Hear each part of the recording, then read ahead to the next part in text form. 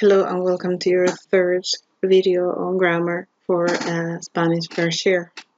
As you can see, today we're going to focus on the irregular verbs in the present tense, and we're going to introduce you to some prepositions, which are words that help you connect other words in the sentence. So today we're going to revise the regular verbs we saw last week. We're going to look at some irregular verbs and look at the prepositions. So these are the regular endings that we learned last week for first, second, and third conjugation. Cantar first, comer second, and vivir third. For present tense verbs. Canto, cantas, canta, cantamos, cantáis, cantan. Como, comes, come, comemos, coméis, comen. Y vivo, vives, vive, vivimos, vivís, vive. We also looked at how to form negatives by placing a no in front of the conjugated verb and how to use our intonation to do questions. ¿Canta Juanita bien? Juanita canta bien. ¿Dónde comes normalmente? ¿Aquí en la facultad o en casa? Irregular verbs. Irregular verbs are verbs that are not following the general pattern in some way or another. Some of the most useful verbs, unfortunately, are irregular. If you understand regular verbs, the irregular verbs will be easier to learn. These ones we're going to look at anyway. We will first look at ser and estar, which are completely irregular verbs. They mean to be, both of them, in a later lecture. So today we're going to focus on a group of verbs that we call the go verbs. Why? Because as you can see, the yo form of these verbs highlighted here has a go there instead of the regular co, no, lo, ao that you would have seen.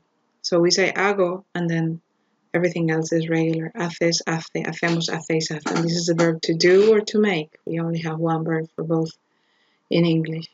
Poner, to put, or other things. It can be to many other things that we'll learn later. Pongo, pones, pone, ponemos, ponéis, ponen. Salir, to go out. Salgo, sales, sale, salimos, salís, salen. Y traer, to bring. Sometimes to take. Traigo, traes, trae, traemos, traéis, traen. So examples. ¿Qué haces esta noche? ¿Sales con tus amigos? No, no salgo. Mi amiga me visita. Me trae una pizza a las 7.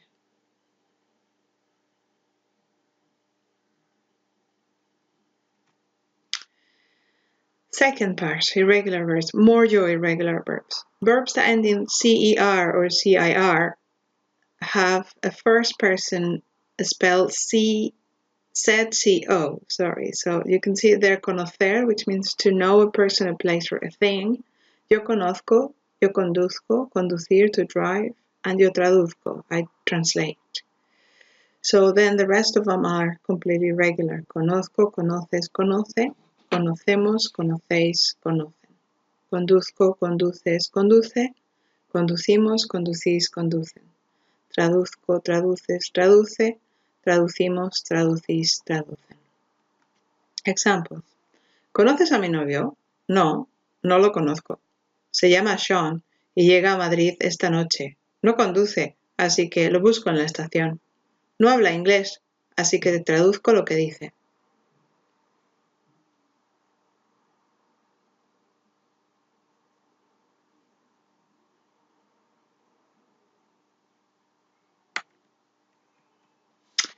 More irregular verbs. Again, we're going to see irregular verbs here in the yo form, or you're going to see a few vowels that change. So the first verb we see there, dar, is to give. First person is doy. Das, da, damos, dais. You can see dais highlighted because it doesn't have an accent. And then oír, to hear. Oigo, oyes, oye, oímos, oís, oyen. What happened there actually in this Y, that you see there, and there, is that when we were conjugating, this I ended up being between an O and an E.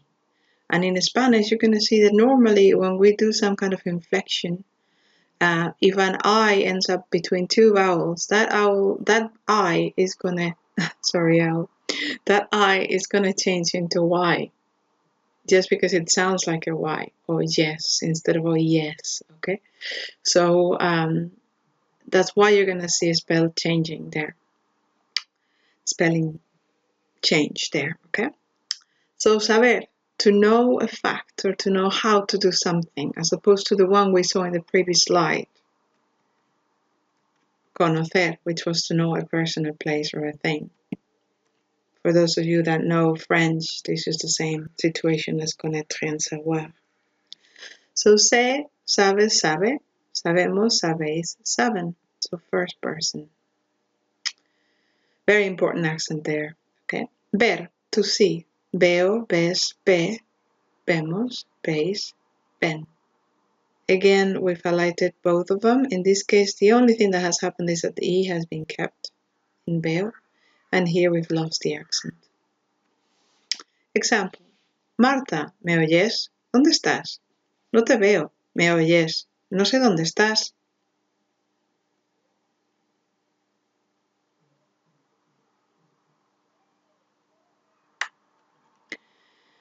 More irregular verbs. Coger, to take. Cojo, coges, coge. Cogemos, cogéis, cogen. Why do we have this J here now? As you have learned in your pronunciation lessons in spoken class, this letter is a little bit problematic in Spanish because it's pronounced differently depending on the letter, the vowel that follows. So we have GA, GO, or GU, that would be go, like in the word gato, in the word gota, gato is cat, gota is drop, or in the word gusano, worm. But if it's followed by E or I, this is pronounced with a low guttural sound, that ch. So that verb there is called coger, okay? GI, gitano, gypsy, okay?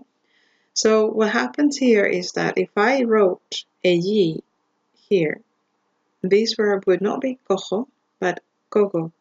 So to preserve the sound of the verb, we need to change the G to J. Construir, we had the same issue that we had with the verb oír before. So because that I is going to end up, this I here is going to end up between two vowels, it changes to Y. So construyo, construyes, construye, construimos, construís, construyen, which means to build.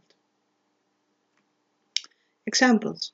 Si estás cansado, cogemos un taxi a casa. No cojo todo lo que dice el profesor.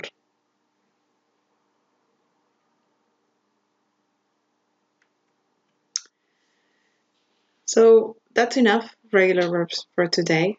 And now we're going to look at a few prepositions, okay? In Spanish, there are 19 prepositions, which you can see in this list. A, ante, bajo, con, contra, de, desde, durante, en, entre, hacia, hasta, mediante, para, por, según, sin, sobre, y tras. Don't worry now about the meaning. They always have the same form. The problem is their multiple meanings make their correct usage rather difficult, which is the same case in any language that you work with. Let's look at a few. So today we're going to look at the word hacia, normally translated as towards. The basic meaning is direction, and it will help us talk about an imprecise location, either temporally or spatially. Examples. Vamos hacia Madrid. So we go towards Madrid, we're going to Madrid. Tu pedido llega hacia las 3 de la tarde. So by approximate time. So it's either approximate location or approximate time. Hasta. Basic meaning. Spatial or temporal limit. Sometimes translated as until. It focuses on the distance between an origin, whether it's implicit or explicit, and the end point, the goal. Examples. Vamos hasta el parque. So the end of the stroll where we stop is the park. Trabajo hasta las 5. That's until 5 o'clock. Desde. Basic meaning, origin of a movement or a moment. It focuses on the extension the speaker perceives between an origin and a termination point, which can be explicit or implicit. It can be translated as from sometimes. So, mi hermana viene hoy desde Barcelona. My sister is coming today from Barcelona. Okay. So we don't know where she's going. It's implied by viene. It's coming, so it's coming to where I am. Desde mi punto de vista, from my point of view, el libro es interesante. So it's expressing opinion. Desde también se usa. It's also frequently used in combination with hasta. Okay, so you could see it. El máximo abre desde las 12 de la mañana hasta las 2 de la mañana. Las 12 del mediodía hasta las 2 de la mañana. So from, until, from to. Durante. Basic meaning, temporal duration. It alludes to the period over which a given action or event takes place. Te llamo durante el descanso. Estira todas las mañanas durante 15 minutos. So the most common translations are during and for in terms of duration. Entre. Basic meaning, spatial or temporal location between two or more items. We indicate the position of a given person, place, moment, object, etc. within a large set of elements, larger set of elements. Siéntate entre James y Anne.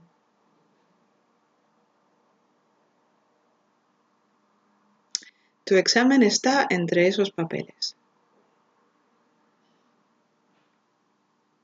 So it can be between or among, as you can see. Los españoles comen entre las 2 y las 3. Limpiamos la casa entre todos. In this particular case, entre does not locate anything, but highlights the entire group that has participated in the action or event. I'd say this is a little bit more advanced used to be more useful for the people that have done Lebenswert Spanish. Thank you very much.